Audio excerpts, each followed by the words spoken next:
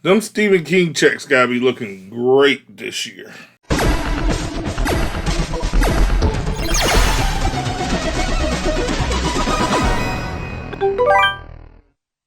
Hello out there in TV land, ladies and gentlemen. Today we're going to be talking about The Running Man 2025, starring Glen Powell, Josh Brolin, and Coleman Domingo.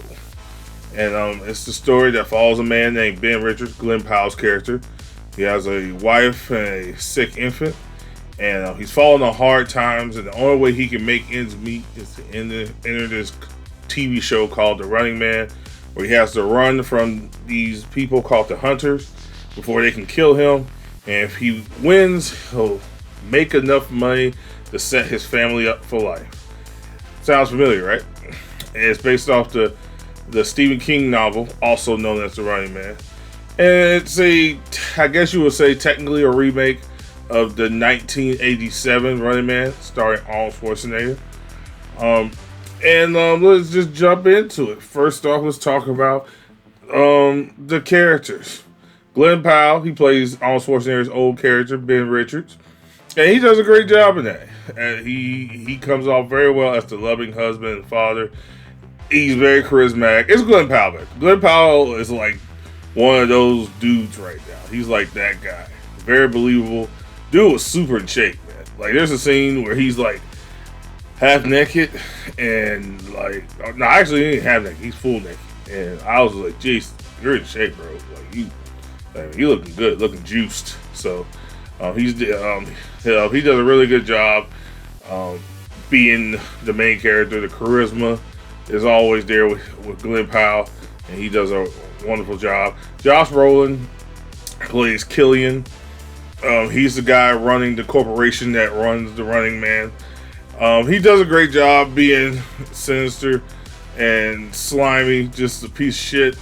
He's doing great at that.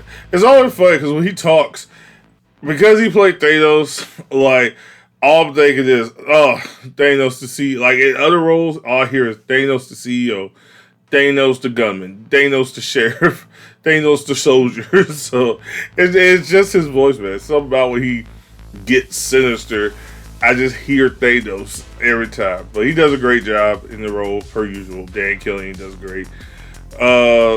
Coleman Domingo does a great job as the show host. He really brings that energy and charisma. And there are a couple times he's also very funny. He has a really good line towards the end, which was really good. So he does a great job. And they all do a good job. I'll tell you somebody who was in this movie that I didn't know. Kathy O'Brien.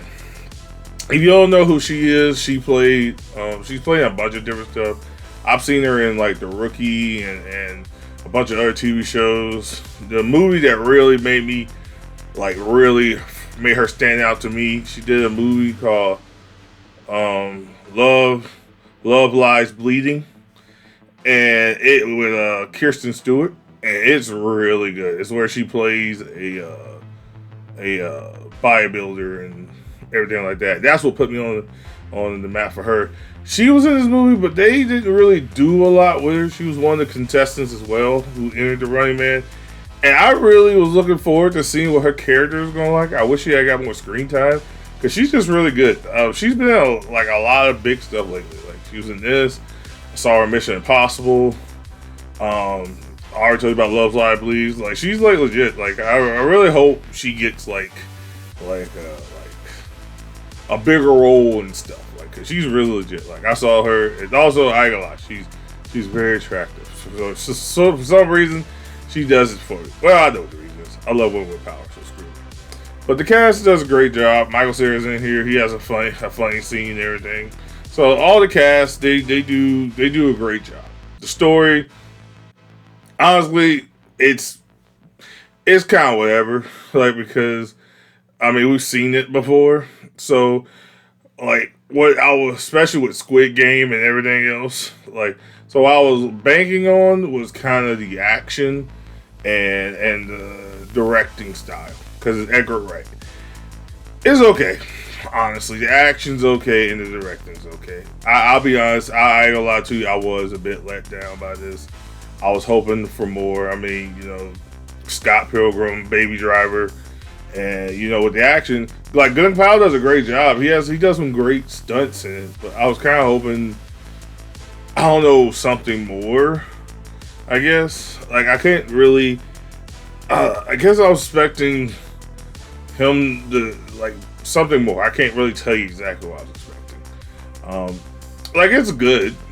Like the story and action is good. Are okay. I won't say good. It's okay, but it's not anything you're going to remember.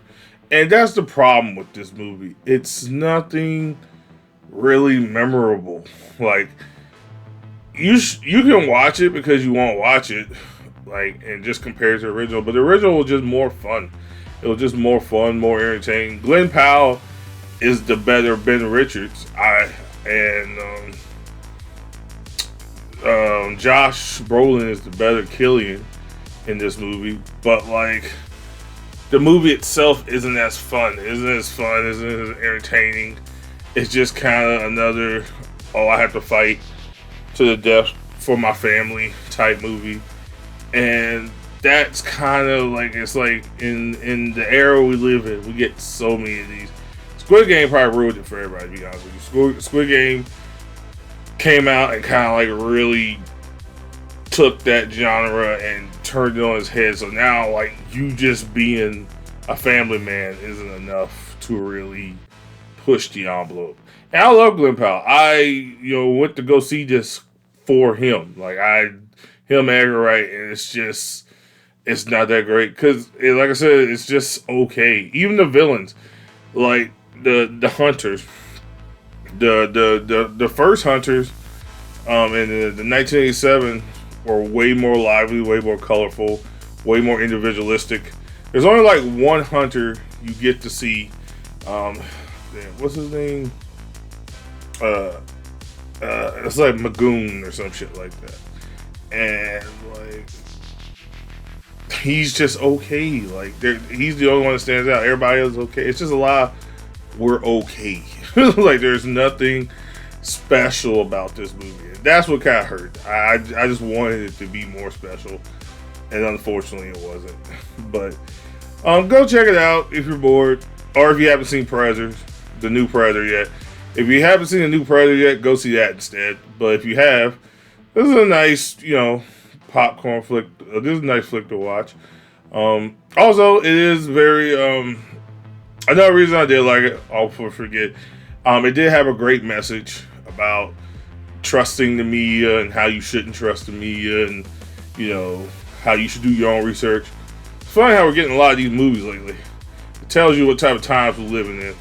Like I'll be honest, a lot of y'all need to start using your brain and do some research. Actually read and believe the facts. But we don't need to go there.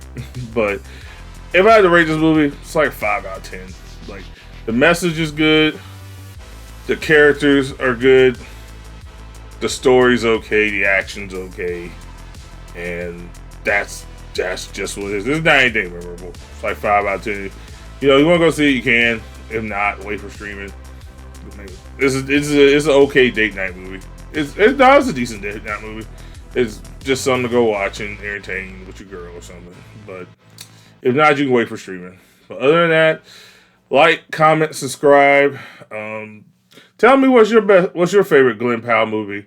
Like I said, he's been on a tear lately. One of my favorite Glen Powell movies is a movie on Netflix called The Hitman. That's a really good Glen Powell movie. Highly recommend. He is really good in that movie. But let me tell you, here was yours. Like, comment, subscribe. Much blessings and abundance. And I'll catch you guys in the next one. Peace.